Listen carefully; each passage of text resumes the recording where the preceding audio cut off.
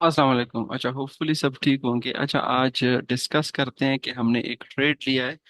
यहाँ पे आप हमारे डिस्कॉर्ड सर्वर में भी देख सकते हैं। हमने यहाँ पे अपने स्टूडेंट से कहा है कि हमने सेल लिमिट लगाया है 1.3034 पे। अगर मार्केट यहाँ पे पुल बैक देता है तो हम यहाँ से सेल करेंगे। फर्स्ट ऑफ ऑल इसकी रीजन फाइंड आउट करते हैं। वेंसडे अक्टूबर 16 को सुबह 11 बजे हमारे पास सीपीआई और पीपीआई के फिगर्स आए। इसके लिए हम वेट कर रहे थे कि अगर सीपीआई और पीपीआई के फिगर्स खराब आते हैं तो हम जीबीपी यूएसडी में ट्रेड लेंगे। अब देखिए, जीबीपी यूएसडी में जो फिगर्स है वो बहुत ज्यादा खराब आए हैं। 0.1 से 0, फिर 1.9 से 1.7, फिर 3.4 से 3.2। हम इसी तरह ये -1%। तो फिगर्स बहुत ज्यादा खराब थे और ट्रेड करने के काबिल थे। लेकिन मसला ये आया कि जैसे ही हम ट्रेड एग्जीक्यूट करने वाले थे मार्केट बहुत ज्यादा फास्ट मूव हो चुका है। अब हमें पता है कि भाई सीपीआई का इम्पैक्ट आज या कल तक तो रहेगा। हमने क्या किया, हमने कहा यार यहाँ पे सेल लिमिट जो है वो लगा लेते हैं। यहाँ पे ये हमने 11:17 पे जीबीपी यूएसडी में कहा था। ठीक है। उस वक्त मार्केट तकरीबन बहुत ज्यादा फास्टली निकल चुकी थी, लेकिन क्या किया, मार्केट यहां से थोड़ा सा मार्केट ने पुल बैक दिया। ठीक है। एग्जैक्टली 1.3034 पे आया। यहाँ पे आप देखें, यहाँ पे हमने कहा था कि सेल लिमिट लगा ले और स्टॉप लॉस इस हाई के ऊपर हमने लगाया था, इस हाई के ऊपर यहाँ पे अगर एग्जैक्टली ये वाला। फिर जैसे ही मार्केट यहाँ पे आया सेल लिमिट एग्जीक्यूट हुआ, स्टॉप लॉस यहाँ पे, टेक प्रॉफिट यहाँ पे। उसके बाद जैसे ही मार्केट नीचे आया तो आप देख सकते हैं तकरीबन शाम 6 बजे, 6 बजे प्रॉफिट में मार्केट आ चुका था।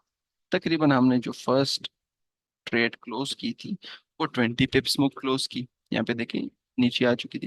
फिर उसके बाद हमने एक और ट्रेड यहाँ पे क्लोज की और फिर अपनी जो लास्ट ट्रेड थी वो यहाँ पे पोस्ट की।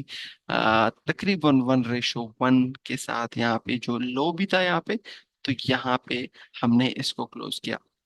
अब क्या होता है कि कभी कभार मार्केट बहुत ज्यादा फास्ट निकल जाती है तो फिर आपने थोड़ा बहुत पुल बैक के लिए वेट करना पड़ता है। जैसे ही मार्केट पुल बैक दे, आपने सिंपली यहाँ पे टेक्निकल रीजन यही था, रेजिस्टेंस था। फंडामेंटल रीजन मार्केट ने नीचे जाना था, टेक्निकल रेजिस्टेंस था, मार्केट बहुत ज्यादा नीचे आ चुका था। डॉलर भी हमारे पास DXY को अगर आप एनालाइज कर ले तो उस वक्त डॉलर भी सपोर्ट पे था। ठीक है। तकरीबन ये कोई 2 बजे हमारे पास एग्जीक्यूट हुआ। यहाँ पे अगर हम देखें वेंसडे अक्टूबर 16 को, वेंसडे अक्टूबर 16, वेंसडे, यस अक्टूबर 16 को, वेंसडे को भी यहाँ पे मार्केट था। ठीक है। तो डॉलर इंडेक्स भी पॉजिटिव था। क्यों डॉलर इंडेक्स पॉजिटिव था? क्योंकि अगर आप एनएफपी के फिगर्स को देख लें, ठीक है, 4 अक्टूबर को एनएफपी के फिगर्स आए, वो भी पॉजिटिव।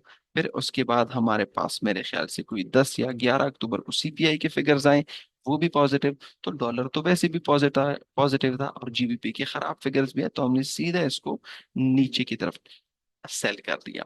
तो सिंपली फंडामेंटल से हमने डायरेक्शन ली। आपने क्या करना, फंडामेंटल से डायरेक्शन ले। टेक्निकल आपको बताएगा कि यहाँ से आपने बाय करना है या यहाँ से आपने सेल करना है, कहाँ पे प्रॉफिट लेना है। ज्यादातर जो प्रॉफिट हम लेते हैं वो पिवट पॉइंट्स के थ्रू लेते हैं। यहाँ पे हमारे पास जो पिवट पॉइंट स्टैंडर्ड का जो इंडिकेटर है, इसके थ्रू हम ज्यादातर जो प्रॉफिट टेकिंग है वो करते हैं। ठीक है।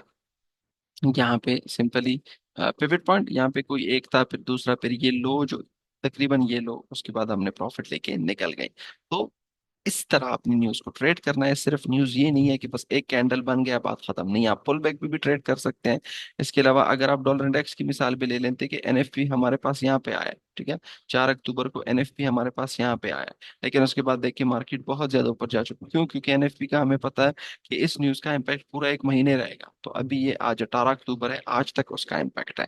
तो ये हमारा एक ट्रेड था, सिग्नल था, जो हमने अपने स्टूडेंट्स के साथ शेयर किया बेस्ड ऑन फंडामेंटल एंड थोड़ा बहुत टेक्निकल।